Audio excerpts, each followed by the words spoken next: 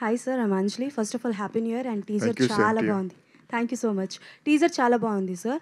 But for the first time you dubbed yourself కదా, so how was the experience? ఎలా అనిపించింది? And is there any difficulties? No issue because I already dubbed in Zebra also. Zebra and Zebra, one more film. Nani's sister did one anthology, Meet Cute. In that film also I did myself dubbing. So I can act like actor. Okay.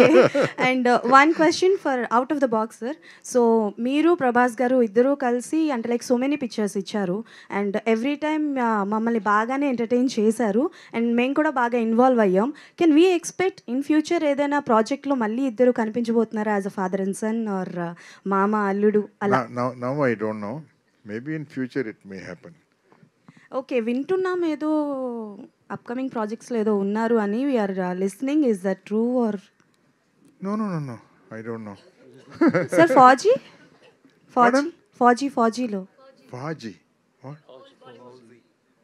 Fauji Prabhas is next movie ఫాజీలో.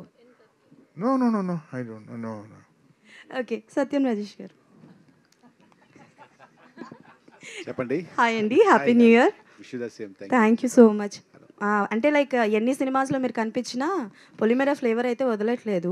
So ఆ ఫ్లేవర్ని మరిపించేలా మీ character ఉంటుందా? చాలా serious లుక్లో ఉంది.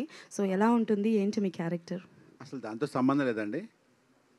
అది వేరే genre. ఇది టోటల్గా different అనమాట. ఇది సీరియస్ రోల్ ఉండదు, అది ఇన్నోసెంట్ రోల్ ఇన్ సినిమాలో, బట్ సీరియస్గా ఉంటుంది. అంటే లాస్ట్కి వచ్చేసరికి సపోర్టింగ్ క్యారెక్టర్. అంటే ఈ సినిమాలో సత్యరాజ్ గారు చెప్పినట్టు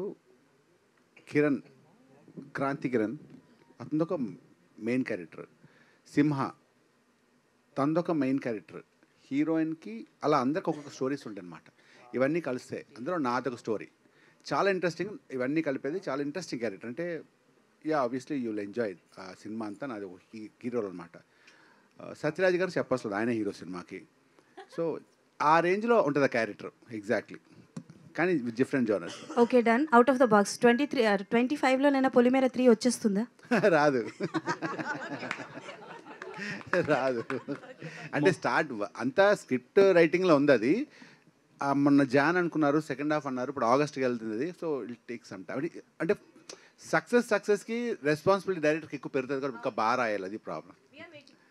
థ్యాంక్స్. మోహన్ గారు హాయ్ అండి. ఇక్కడ సార్ బార్బరీకుడు కురుక్షేత్రంలో బలహీన పక్షాన్ని నిలబడాలని అనుకుంటాడు. మీ సినిమాలో ఎవరి పక్షాన్ని నిలబడతాడు?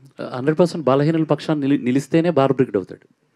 సో అతని క్యారెక్టర్ అది. ఎందుకంటే వాళ్ళ అమ్మకి ఇచ్చిన మాట వల్ల బలహీనుల పక్షాన నిలబడతాడు. కాబట్టి ఎగ్జాంపుల్ కౌరవుల పక్కన నిల్చుంటే పాండవులు బలహీనులు అవుతారు, బలహీనుల పక్కన వీళ్ళ పక్కన నిల్చుందామంటే వాళ్ళు బలహీనులు అవుతారు. అప్పుడు ఏమవుతుంది, కురుక్షేత్రం 1 minute ఫినిష్ అయిపోతుంది. సో అది ఆయన ఇది. సో అందు గురించి ఇప్పుడు మనకి కలియుగానికి శ్రీకృష్ణుడు ఒకటి చెప్పాలనుకుంటుంది ధర్మం గురించి. ఆ ధర్మం బార్బరీకుడు వాళ్ళు చెప్పకుండా అయిపోతుంది. సో ఆ విషయం చెప్పే తెలివిగా చాలా శ్రీకృష్ణుడు బార్బరీకుడు తలని అడుగుతాడు. బార్బరీకుడు ఇమీడియట్గా తలని ఇచ్చేస్తాడు. బట్ కురుక్షేత్ర యుద్ధాన్ని మాత్రం కొండ మీద పెడతాడు తలని. కురుక్షేత్ర యుద్ధాన్ని చూస్తూ ఉంటాడు. తర్వాత కృష్ణుడు కూడా ఒక మాట అడుగుతాడు, ఎలా ఉంది కురుక్షేత్ర యుద్ధం అంటే, అంతా మీ లీల కనబడింది మాధవ అని అంటాడు. సో కాబట్టి